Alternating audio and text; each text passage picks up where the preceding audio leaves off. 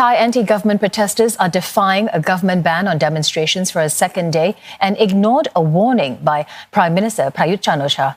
And they've also abruptly changed locations for their rally after police stepped up measures to stop them.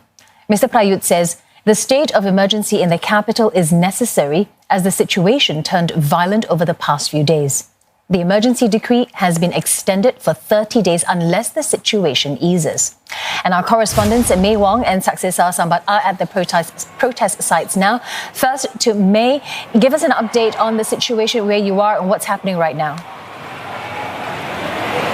The situation right now is extremely fluid given the fact that the protesters just a while ago were scrambling away from the center of the gathering of the protest site and away from that because I'm hearing that riot police as well as water cannon trucks appear to be moving in and pushing the crowd back, and I see a lot of people then were starting to be really frightened and afraid and trying to disperse. However, they are continuing to remain strong at this stage because they have gone back to the original position, continuing to show the three-finger sign in sure defiance of the government. Now, this location, as you mentioned earlier, is not really the initial and intended location. In fact, the first location that they were supposed to have the protest was about a 15-minute walk away from here. That was the one that they held the mass protest last evening as well, yesterday on Thursday. And now, because at that site, they have literally blocked the roads. Police officers were initially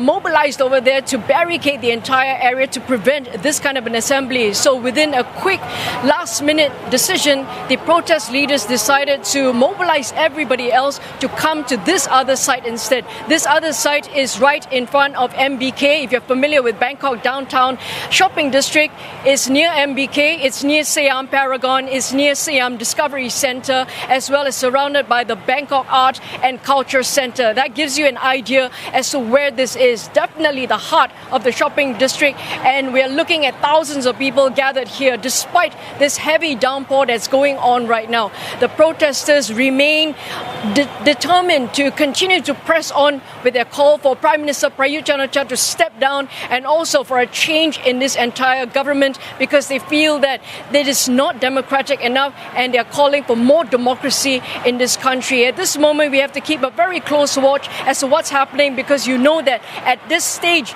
they are in clear defiance of the law. The law allows the police to go in and disperse the crowd because this is an unlawful assembly under the emergency decree at this point. So everyone at this stage is flouting that law, and they can be jailed, they can be fined, and obviously they can be hauled up without any kind of explanation, and they can be detained for up to 7 days and also extended for until 1 month. Already this is unacceptable yesterday, it's unacceptable today, but at this stage we are still seeing the fact that it is being allowed. The police are still exercising a lot of restraint at this point, but we have to be very careful and we have to be very cautious about what is going to happen next.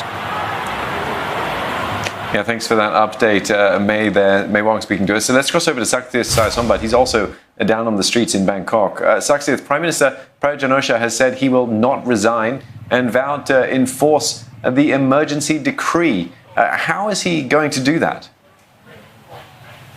Well, we're already seeing this in action. Just to add what May Wong was saying, we do hear reports from water cannons being used on the protesters right now in front of Siam Center, about west from here. And we saw people, the people that was running down the road that May was describing also as well in reaction to that. And we are seeing, if you can ask my cameraman to pan over there to see, there are scores of people now apparently walking away from the protest site. I do not know where they're going right now yet, but there seems to be that, you know, things are very fluid, as May has said. If I can ask my cameraman to go back to me. Yes, indeed.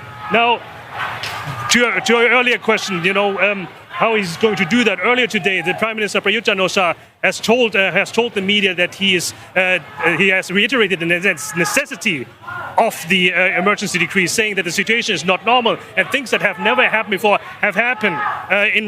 That is in reference to the incident with the Royal Motorcade and Queen Sutita that has been confronted by protesters on Wednesday. Now that is something that is very unprecedented in so many different ways, as has been the criticism and the calls for reform of the monarchy before that as well. But there are also now being he is also refusing to step down, to resign, which is one of the 3 demands by the protesters that we have heard for the last couple of weeks.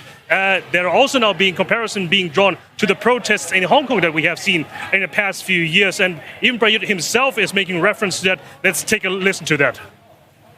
แล้ววันนี้ฮ่องกงโมเดลเป็นยังไงบ้างอะเป็นไงบ้างฮ่องกงก็เสียหายธุรกิจหมดทุกอย่างพังพินาศหมดแล้วคนชุมนุมเป็นยังไงบ้างอะแต่นั่นเขาเป็นสังคมนิยมประชาธิปไตยนะเราประชาธิปไตยใช่ไหมเราทำได้อย่างไรเราก็ทำให้ดีที่สุดมันอยู่ด้วยความร่วมมือของพวกเราทุกคนน่ะคนไทยหรือเปล่า Well, in any case, I mean, in some way or form, the Hong Kong model we are already seeing it in action from both sides. Not only the water cannons being used on the protesters, as we have heard, but also the protesters themselves, protecting themselves with umbrella, shielding themselves with umbrella. So many different tactics in themselves, and it looks like that we are seeing many parallels, and it looks like that we're seeing that, well, history not repeating, but in a way rhyming.